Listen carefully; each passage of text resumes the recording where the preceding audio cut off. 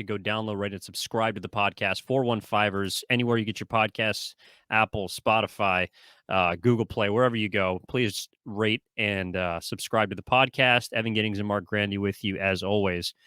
That was, to me, a very interesting shift, especially in that second half, partially because of how good and dominant the 49ers looked, as you mentioned with the numbers, but also because of how good the Rams looked in the first half. Like, this was the first game I think you could point to in a while, and unfortunately there haven't been too many of them under Kyle Shanahan, but where there is a clear difference between the team that shows up in the first half and the team that comes out of the locker room in the second half.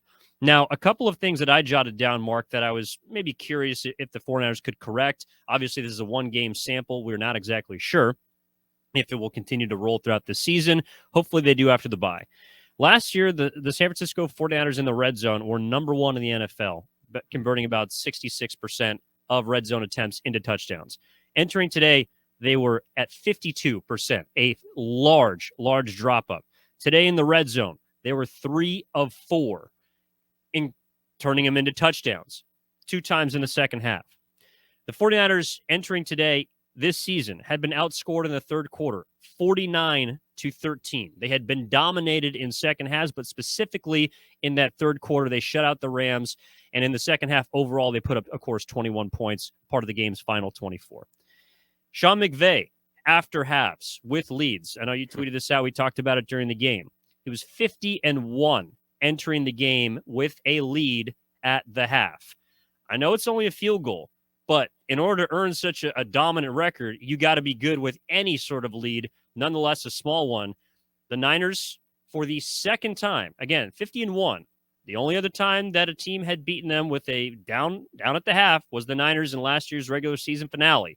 The 49ers did it again today on October 30th. 2022, for the second time in Sean McVay's career, he loses after leading at the half. And that's why it's such a stark contrast between first and second halves today. And that usually does not happen for the 49ers. That is also what stood out to me.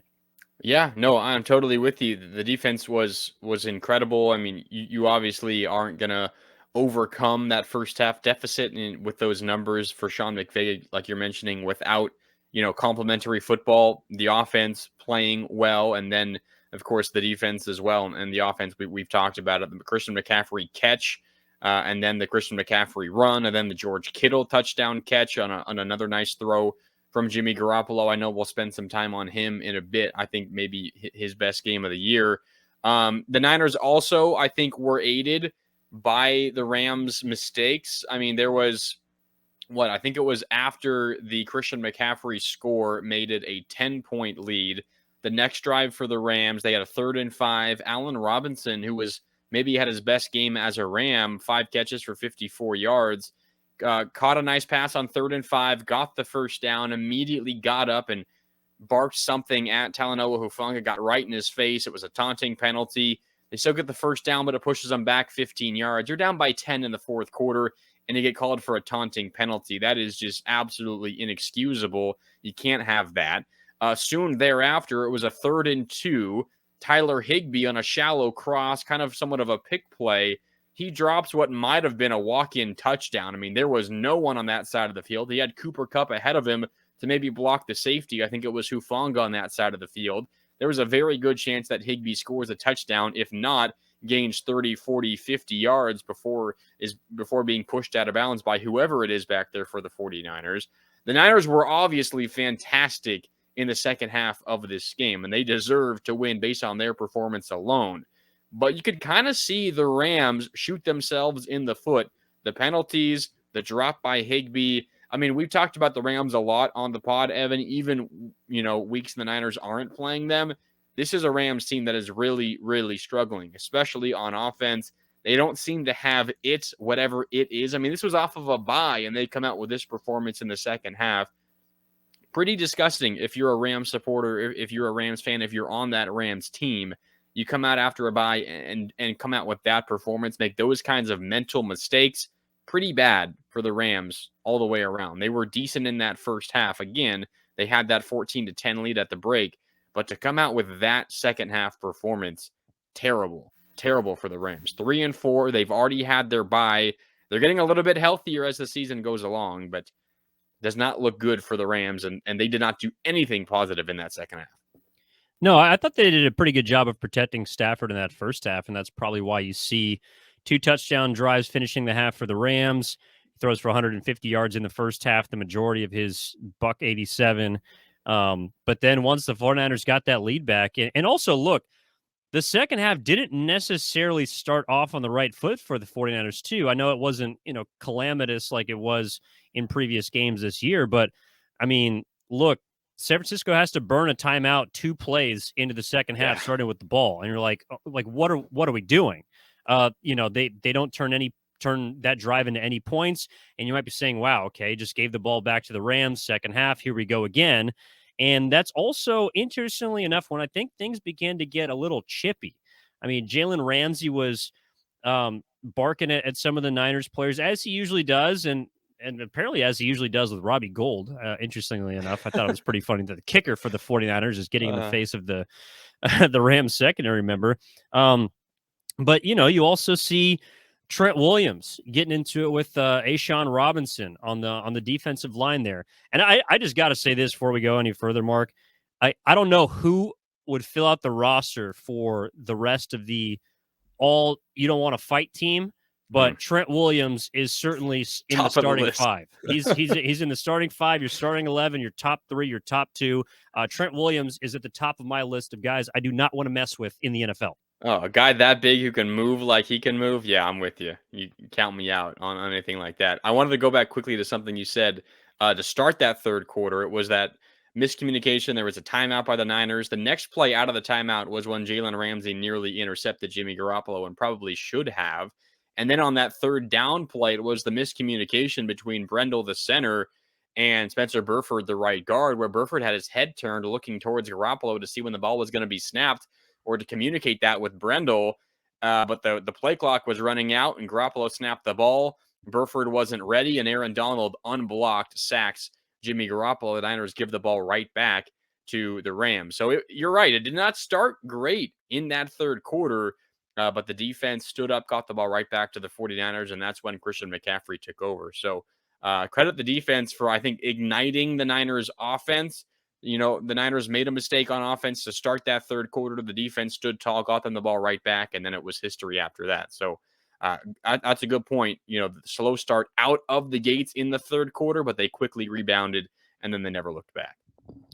Yeah, and I also thought that once they got the lead, the 49ers, that is, once they went up 17-14 with about 2 minutes left in that third quarter, their defense just looked like it was able to play so much more freely. I mean, in the first half, we saw them commit some penalties, specifically at the goal line, that led to that first touchdown by the Rams.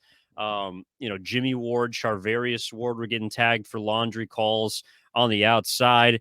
And in that second half, once they went up, it was like the defensive linemen got to pin their ears back. The Rams couldn't run the ball at all. I mean, they haven't been able to run the ball all season. That's not necessarily a shock. But when Stafford had to drop back umpteen times in the second half, Nick Bosa got in the backfield. Fred Warner got in the backfield.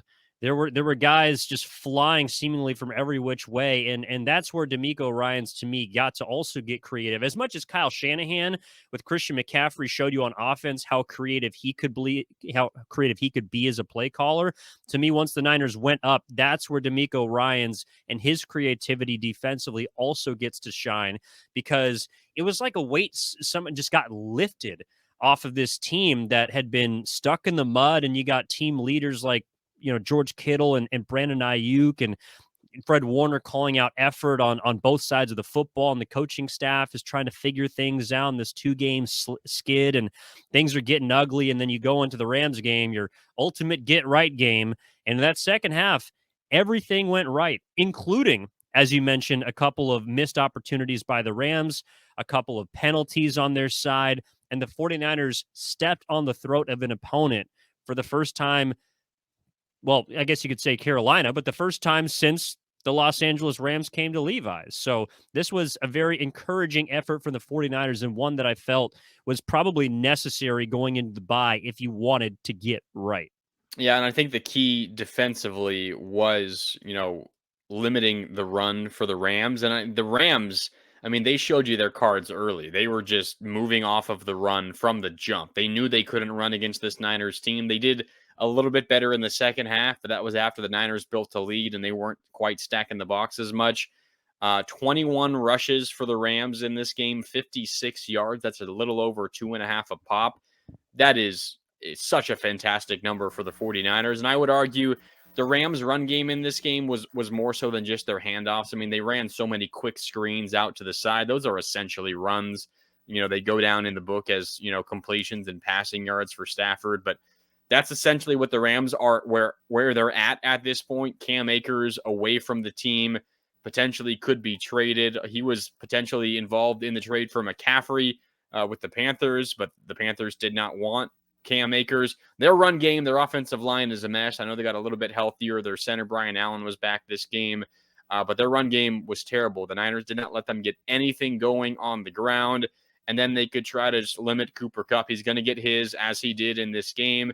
He always does. I mean, 12 targets, 8 catches, 79 yards, and a touchdown, but you keep him in double digits, that's a win for the 49ers. Ultimately, they did not respect the Rams' running game. Then the Rams were obviously they didn't respect their own running game either. They stayed away from it for the most part. But as a result, the Niners were then able to limit what the Rams did in the passing game. Not too many plays down the field. Their longest gain was a 23-yard catch, one by Allen Robinson and one by Cooper Kupp. But everything was really out in the flat, quick over the middle, and then some run and catch. The Niners defense kept everything in front of them, and you can thank their ability to stop the run game for that. Yeah, no, they were good, and this isn't a Rams team again that likes to run the football majoritively. They like to. I think you kind of we were talking about it on Twitter, Mark, but they use their run or their pass as their run. 5-yard quick outs. I mean, little dump offs, screens, everything that is underneath is essentially how they like to run the football, and they just did not do it. So, a couple of questions answered in this game. We'll certainly note moving forward as it seems to be a different 49ers team when they don't play the Rams. But, can Kyle Shanahan come back? Well, against Sean McVay, yes, he can. Against everyone else, who knows? TBD on that one. Will Kyle Shanahan unlock this offense with Christian McCaffrey? Against Sean McVay, the answer is yes. Yes, he can. Can the 49ers convert on their red zone opportunities? Against Sean McVay and the Rams, yes. Yes, they can. Can the 49ers figure things out in the second half, defensively and offensively? Against Sean McVay, yes. Yes, they can. So these are all things that we are going to be paying attention moving forward to.